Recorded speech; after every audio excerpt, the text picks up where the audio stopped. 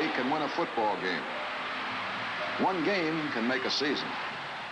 And one player, any player, may make or break a play, a game, a season. There are approximately 150 plays in a football game, and there are only 3 or 4 plays in any game which make the difference between winning and losing. No one knows when the big play is coming up. Therefore, every player must go all out on every play. In other words, every player has a responsibility on every play, and that responsibility begins with the proper use of his given talent. The development of all talent is founded on fundamentals, and in football, the first of the fundamentals is the basic football position. Football has a basic position. Feet spread, knees flexed, a slightly sitting position with the weight evenly distributed. It is from this position that all football movements must stem.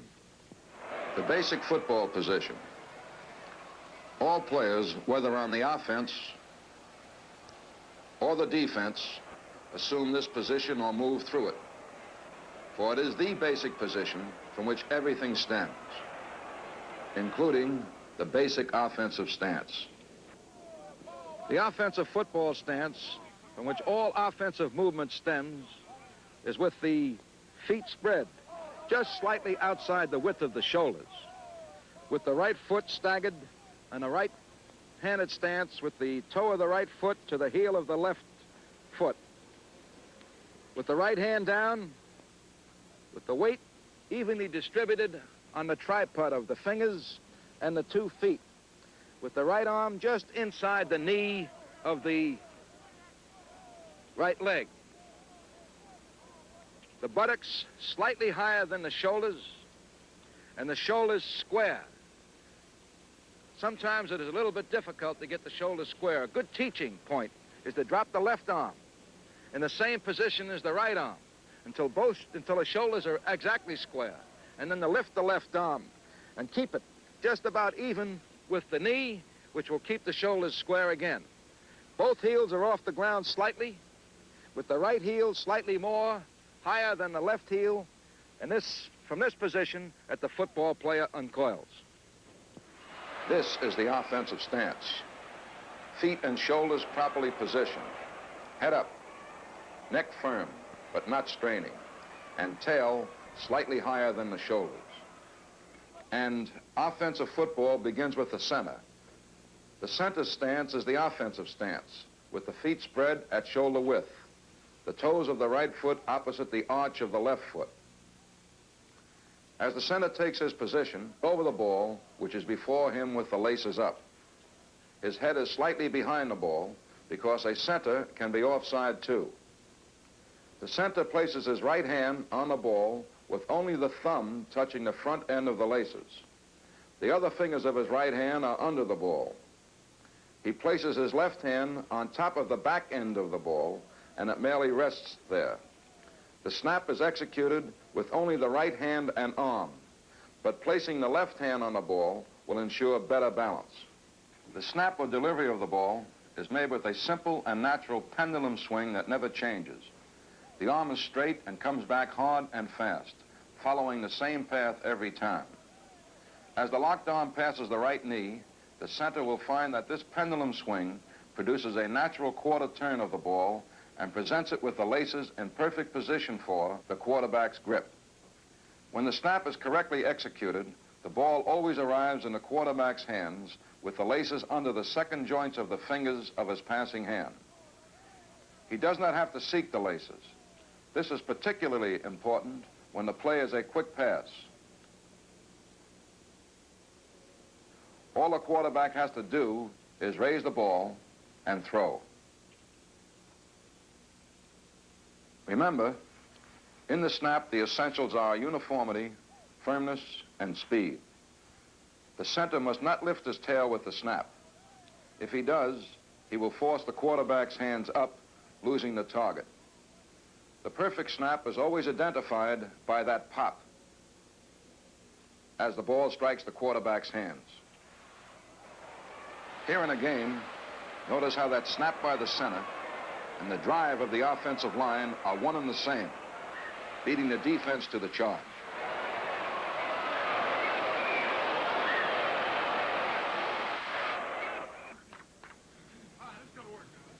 The practice field, of course, is where you perfect the timing of that snap and charge, where the team learns to come off that ball on the snap as one man. This is the cadence drill. There are two types of cadences that are used in football, really, the rhythmic and the non-rhythmic. For example, in the rhythmic cadence, hut, hut, hut, where there's a set length of time between each hut. In the non-rhythmic cadence, there is no set length of time. And an example of a non-rhythmic cadence would be on three, for example, hut, hut, hut, or hut, hut, hut, or hut, hut, hut. Any type of non-rhythmic. We prefer the non-rhythmic cadence. And the reason we do, it prevents anticipation by our offensive line of a snap count. In other words, it allows them to get off as a unit rather than like a typewriter. And it also prevents anticipation by the defensive line in anticipating our count. The quarterback can snap that ball at any time. He can hold it. He can hold it until the defense is on the verge of making a mistake, probably. For example, on three, hut, hut, and he can sit there and watch that whole defensive line. And at the opportune time, he can give that third hut, which would snap the ball. Hut! We have been discussing the center, in particular his responsibilities in the center-quarterback exchange. In addition to these responsibilities, he must be able to make all of the offensive blocks. In a later segment of this series, we will cover the drive block and pass blocking.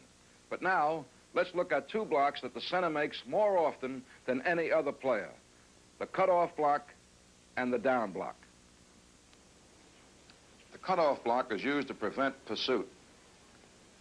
One example, the center must get the middle linebacker starting in the direction of the play. The blocker pushing off the rear foot and driving over the front foot makes his first step in the direction of the man he is assigned to block. On contact with the man, he throws his arm, shoulders, and head beyond the far leg of the opponent. He then goes to all fours and keeps moving in a crab-like motion. If he is going to release his man, he must release him to the rear.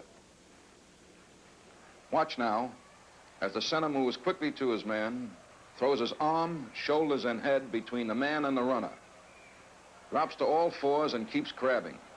The blocker then is lost to sight, but the back isn't. He just scored.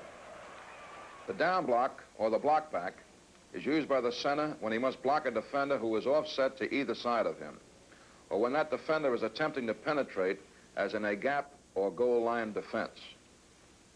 The blocker's first step is with his near foot.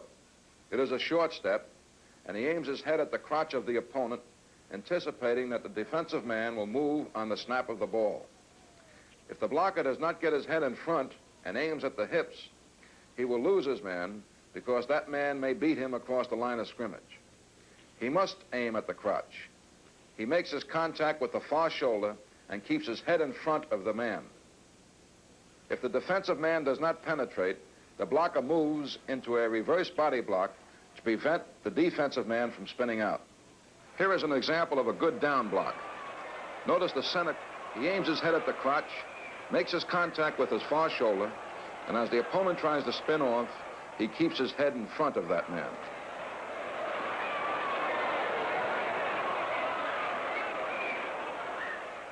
Now watch the center as the middle linebacker tries to move into the hole. The center picks him up and takes his man in the direction he wants to go, while the back cuts and is gone.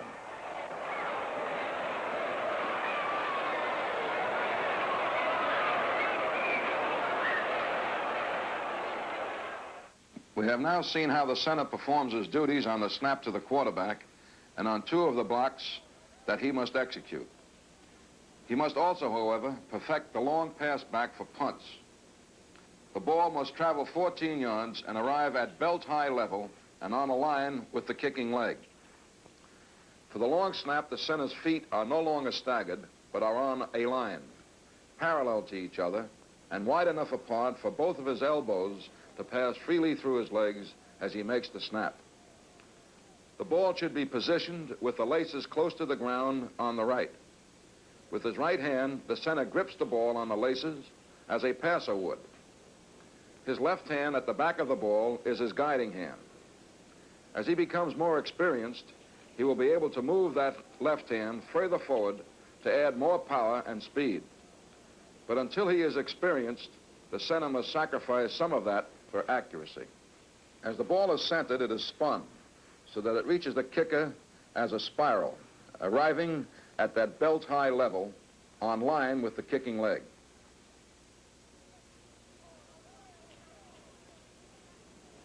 To sum up, the feet are on a line and parallel.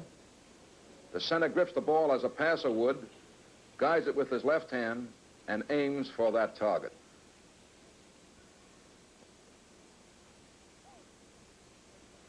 For a punt, no snap can be too fast. But for points after touchdown and field goals, the center cuts back the speed of the snap somewhat.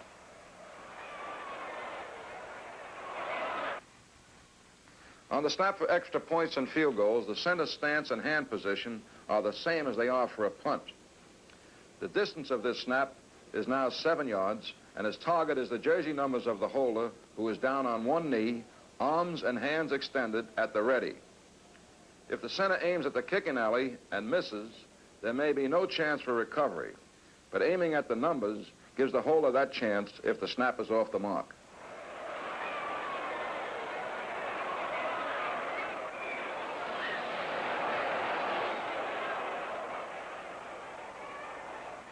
Split-second timing.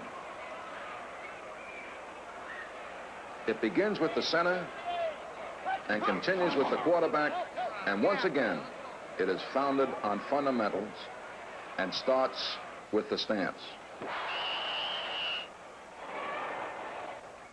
The quarterback stance should be as comfortable as possible, with the feet spread approximately the width of the shoulders, with the toes pointed straight ahead, the weight on the balls of the feet, and at the same time the heels still flat to the ground, touching the ground. The knees should be flexed slightly, the back straight, with the arms extended. His position should be such, and the weight should be such, that he can go in any direction with ease. Right, left, or backwards, either to drop for a pass or for a handoff to the rear. The quarterback's hands should be placed thumb to thumb, with the right thumb slightly extended beyond the point of the left thumb, with the hand upward and spread, and with the left hand outward, with the wrist slightly cocked to the right wrist slightly cocked to the right, and there should be pressure on the center's tail so he can feel the position of that hand for his snap. And on the snap, the quarterback rides the center forward. Here we see the position of the quarterback's hands ready to receive the snap. The hands placed thumb line to thumb line, the right thumb slightly extended beyond the end of the left thumb. The hands relaxed with the fingers spread, and the right hand on top, applying pressure under the tail of the center to give him a target. The position of the quarterback's hands as he takes his stance behind the center is a thumb-to-thumb position, with the tip of the right thumb slightly beyond the tip of the left thumb, so that they fit perfectly together. The quarterback puts pressure of his right hand on the tail of the center, cocking his right wrist hard to the right. And the reason for that is, if you remember, on a quarterback-center exchange, or when the center snaps the ball, there's a quarter turn of the ball. And the quarter turn of the ball, the laces of the ball will fit or will fall approximately across the second joint of the hand. The fingers are spread hard. The hands are spread. And there's great pressure, hard pressure, of thumb to thumb. And the reason for that is, as the ball hits the top hand, there's a reflex action in which the underneath hand, in this case the left hand, as the ball hits the right hand, the top of the right hand, the left hand will automatically come underneath the ball to cradle it. Try it sometime. I think it's important to remember that the first move of the quarterback as he receives the ball from the center is to bring the ball into his stomach, where he has perfect control of it and hides it.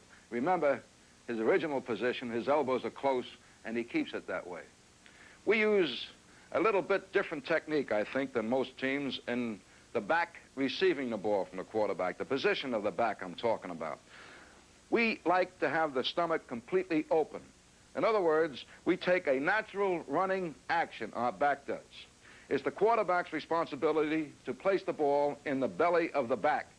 So as all the back does is keep his eyes on the hole in which he is running to.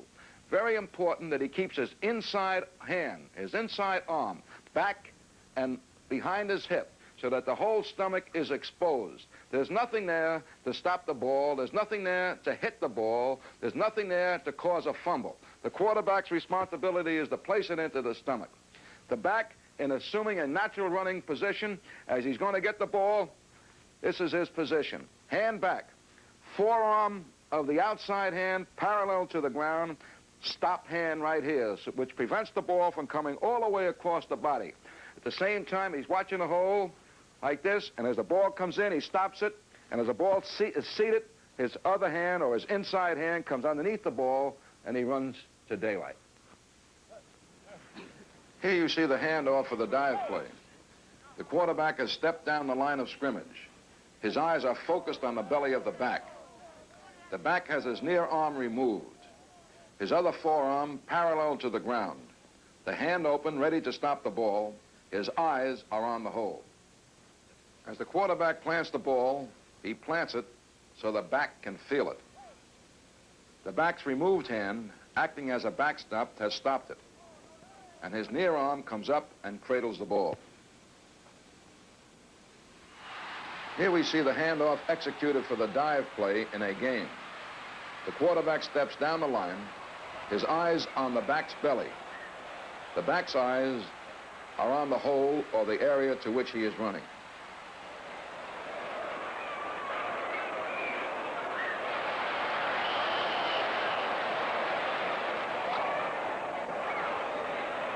This is the handoff on a sweep. The techniques are still the same, except that the quarterback pivots instead of moving down the line. And here it is in slow motion. Note the quarterback's eyes right on the belly, where he is going to place the ball. Note the back's eyes looking for daylight.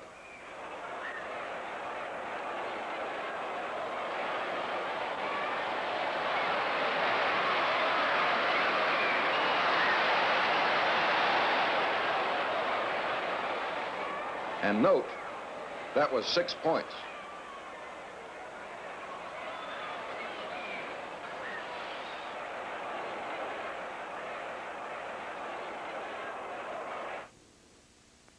There is another important variation of the handoff, and that is the one that is employed in the draw play. Draws are effective in combating excessive pressure by the defense and rushing the passer, and as a change of pace. For the draw to be effective, however, everyone must simulate pass, including the running back who is going to receive the ball. That means that the back will not be moving toward the hole. He will be set as he does as a pass blocker, and a quarterback will come to him to make the handoff. For example, on a draw play to the fullback, everyone simulates pass, including the receivers. All the receivers go out. This receiver will go out.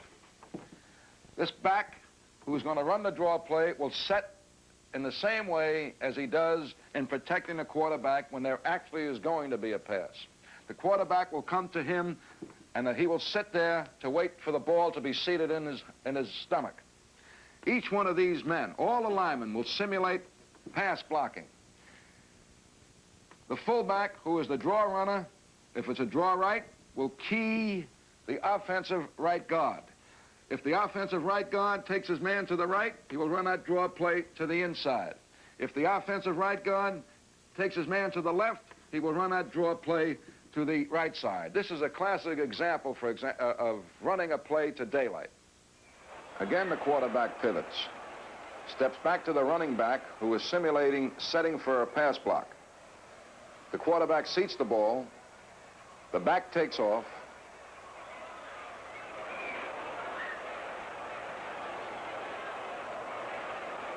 And this shows you how effective a draw play can be.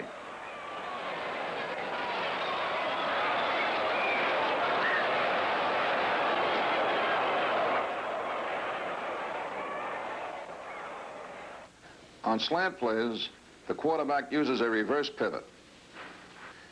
Here are several examples of the handoff of the slant. And the rule is the same. The quarterback has complete responsibility for placing the ball. The back's eyes are on the hole.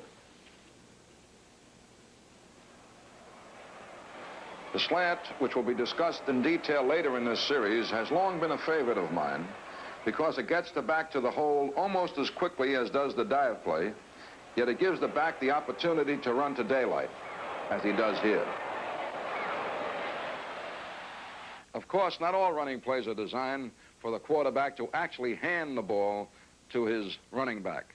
Sometimes, for example, if we want to get outside the defensive perimeter quickly, we use pitch outs. And there are two types of pitch outs, of course, which is the underhand, one-handed spiral pitch out, or the two-handed toss to either side.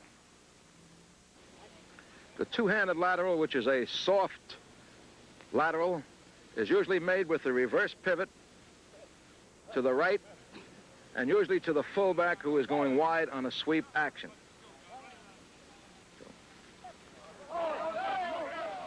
You notice the ball was kept close to the stomach and hidden at all times and thrown from the belly. Going to the left, it's the same action, except this time he reverses to the left. Watch how the ball stays close to the stomach and is hidden at all times.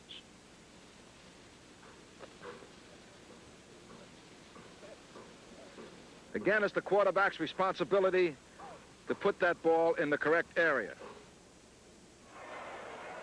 Here in game action is the reverse pivot and the two-handed lateral. The quarterback's eyes are on the target. The ball is thrown from the stomach. And once again, it is the quarterback's responsibility to get the ball to the back where and when that back wants it. Another type of lateral that is used, and this is usually to the halfback on a pitch out, and going to the right is usually done reverse, with a reverse pivot and with a spiral action, and again from the stomach. Go. Here it is again.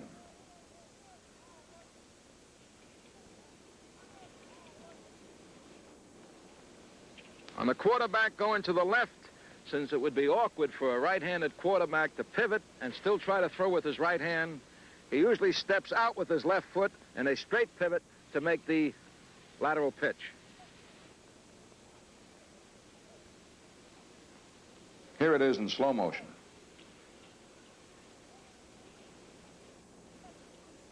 A successful play, however, is not just the result of the partnership of 2 or 3 men. It is the result of the coordination of all 11 men, each of whom has made himself master of all the fundamentals on which winning football is founded. Every man must be committed to excellence. Every man must be committed to victory.